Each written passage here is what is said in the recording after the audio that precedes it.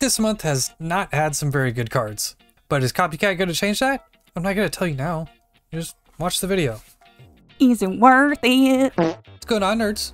First things first, CopyCat is a 3 energy, 5 power card that reads, when you draw this, steal the text from the bottom card of your opponent's deck.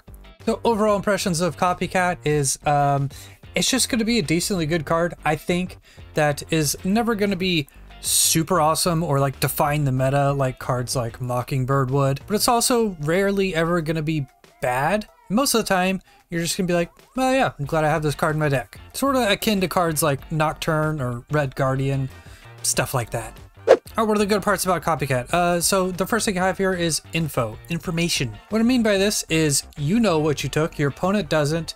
It gives you a little insight to what their deck is doing or what cards they're playing. And also the opponent has no idea what your CopyCat is going to be. Is it going to be an Iron Man? Is it going to be a Darkhawk? Is it going to be a Rogue or a Mr. Fantastic? You know, but they don't. And that's good. And games like Marvel Snap is a game of incomplete information and trying to guess what your opponent's going to do. And you having more info than them is always good. The second positive of CopyCat is generally speaking, people don't put bad cards in their deck, which means, generally speaking, CopyCat is going to be good. You know, unless you're coming up against some weird combo deck, like Pella or Tribunal or something. Hell, even against Tribunal, CopyCat's going to be pretty solid because a lot of those cards have low power, powerful effect. So CopyCat's good there, but you get my point. Against like super synergistic, combo-driven decks, CopyCat's going to be meh. But aside from that, opponents don't put cards in their deck unless they do something good. And then last thing here on the good parts is the deck flexibility.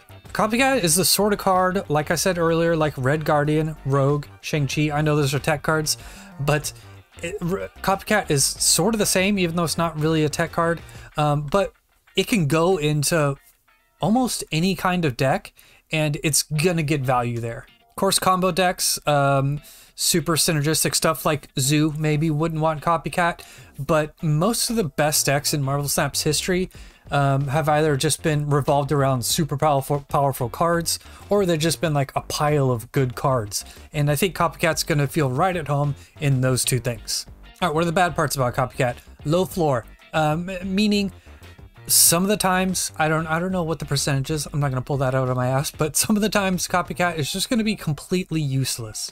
Now with cards like Nocturne or whatever, where it's just like a generally good card and it kind of always has some sort of use in the game, sometimes CopyCat will have no use in the game whatsoever.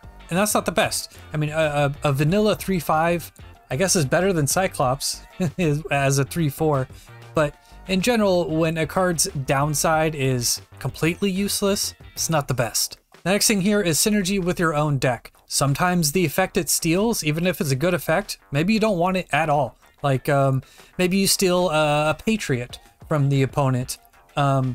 Sure, that means they don't get a Patriot, but it is the bottom card of their deck, so they wouldn't get it anyways. And you can't really use that. So maybe the only time where synergy with your own deck is actually not going to be an issue is when you play CopyCat in, say, a Loki deck, where you're like playing Cable or Mantis or Loki itself, stealing their cards, and then CopyCat having an effect like Patriot would actually be decent. But aside from that, it's going to be an issue a lot of the times with CopyCat. Last point I have here is Magical Christmas Land.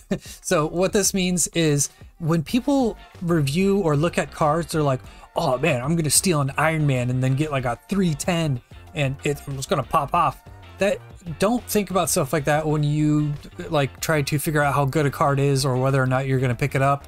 A general rule about when you're looking at cards and trying to evaluate them is don't look at their peak uses.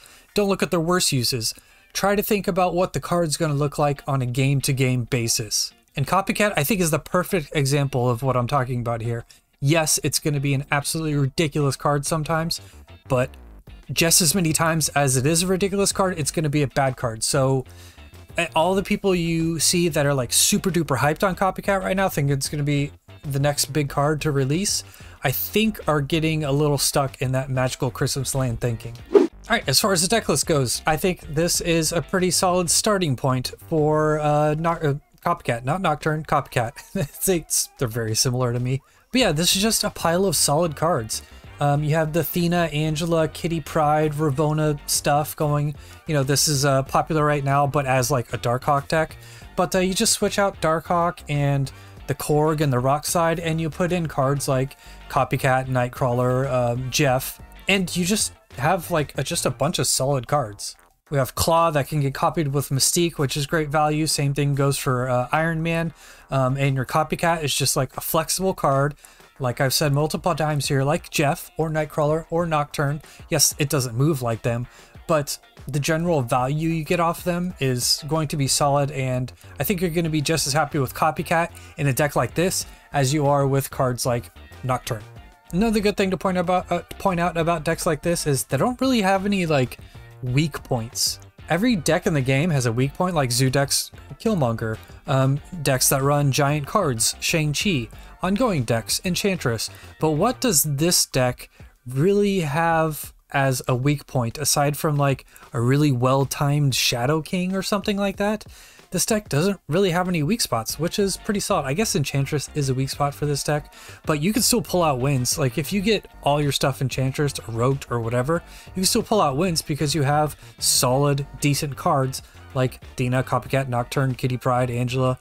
Nice. All right, what's the recommendation here on CopyCat? Should you get the card? So as far as using tokens go, I'd say if you have 6k tokens, I wouldn't spend money to get CopyCat, but if you have 6k tokens, sure. I don't see how you're going to be like bummed out with CopyCat. Sort of like Sasquatch or Mockingbird, where it's like, even if it doesn't blow your mind, you're probably going to end up playing it a lot, and that's a good thing. It's a good card. But if you have like 3k tokens and you're considering like spending 50 bucks to get more tokens and pick up CopyCat, I wouldn't do that. CopyCat is a card where like you can substitute something for it, say like a tech card like Rogue, Shang-Chi, Red Guardian. If you have one of those, anytime you see CopyCat, you can play that instead. And the next time it rolls around and Spotlight caches would be a good time to pick it up. So if you got 6k, yes. If you don't worry about it.